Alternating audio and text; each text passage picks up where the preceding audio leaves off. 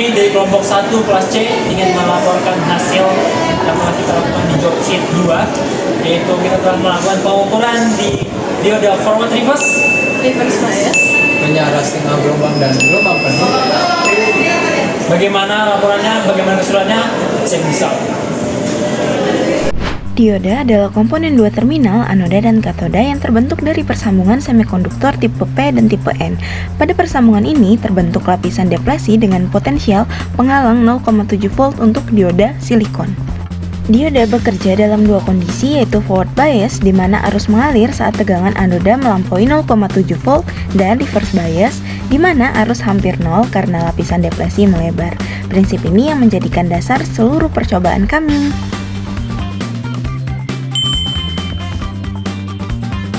Sebelum memulai percobaan, kami merangkai rangkaian sesuai skematik yang telah ditentukan. Kemudian, kami menguji kondisi dioda menggunakan multimeter mode diode tes, hasilnya dioda dalam kondisi baik. Pada percobaan forward bias, tegangan dinaikkan bertahap dari 0 volt. Arus mulai terdeteksi di 0,3 volt sebesar 4 mikroampere. Lalu meningkat signifikan di 0,60 volt menjadi 0,15 miliampere. Pada Vs 5 volt, arus mencapai 4 mA dan Vd stabil 0,81 volt. Tegangan Ni teridentifikasi di sekitar 0,65 hingga 0,7 volt, sesuai teori dioda silikon. Pada reverse bias, posisi dioda dibalik dan di di set ke range mikroampere. Tegangan dinaikkan hingga 30 volt, namun arus bocor tetap 0 di seluruh rentang pengujian. Ini membuktikan dioda memiliki kemampuan blocking yang sangat baik. Percobaan selanjutnya adalah penyara setengah gelombang menggunakan satu dioda IN4007. Input berupa sinyal sinusoida 50 Hz dari function generator. Pada kondisi tanpa kapasitor filter, dari hasil osiloskop V-peak input terukur 14,2 volt peak to peak dan V-peak output 9,44 volt. Frekuensi input terukur 50,06 Hz dengan error hanya 0,12%. V-average output terukur 3,04 volt, mendekati nilai teoritis 3,83 volt dengan error 20,63%.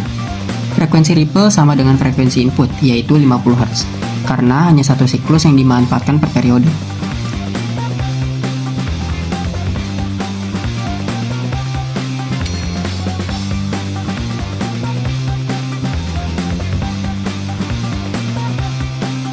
Setelah kapasitor filter 100 mikrofarad dipasang, V-ripple turun dari 14,2 volt menjadi 2,16 volt dengan ripple faktor 2. Kapasitor terbukti efektif menghaluskan output mendekati DC.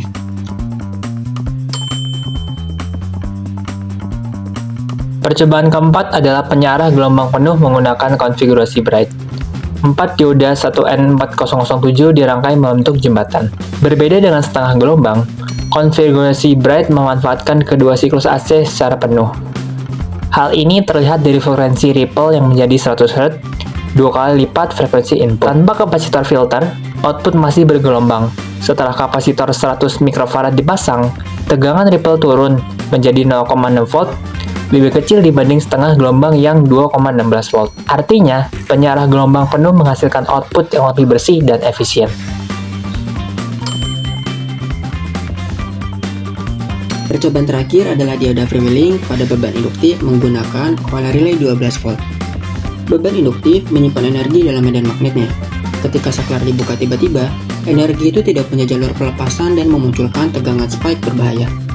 Dari hasil pengujian, saat saklar ditutup, tegangan stabil di titik X terukur 11,8 volt. Begitu saklar dibuka, spike melonjak hingga 28,4 volt dengan durasi 0,05 milidetik. Lebih dari 2 kali tegangan supply. Spike seperti ini sangat berbahaya dan bisa merusak komponen switching di rangkaian. Setelah dioda freewheeling dipasang paralel dengan coil relay, spike turun drastis menjadi hanya 200 hingga 600 mV. Dioda memberikan jalur aman bagi arus induktif untuk melepaskan energinya secara perlahan, sehingga lonjakan tegangan berhasil diredam.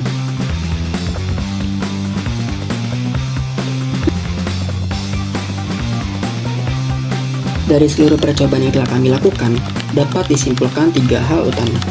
Pertama, dioda IN4007 memiliki tegangan Ni sekitar 0,65 hingga 0,7 volt, sesuai karakteristik teoritis dioda silikon, dengan kemampuan blocking yang sangat baik hingga 30 volt pada reverse bias. Kedua, penyara gelombang penuh menghasilkan output yang lebih bersih dibanding setengah gelombang karena memanfaatkan kedua siklus AC dengan frekuensi ripple 2 kali lipat dan V-ripple lebih kecil. Ketiga, dioda freewheeling terbukti efektif meredam spike tegangan berbahaya dari 28,4 volt menjadi di bawah 1 volt pada beban induktif. Demikian video pembelajaran dari kelompok kami, semoga bermanfaat. Terima kasih.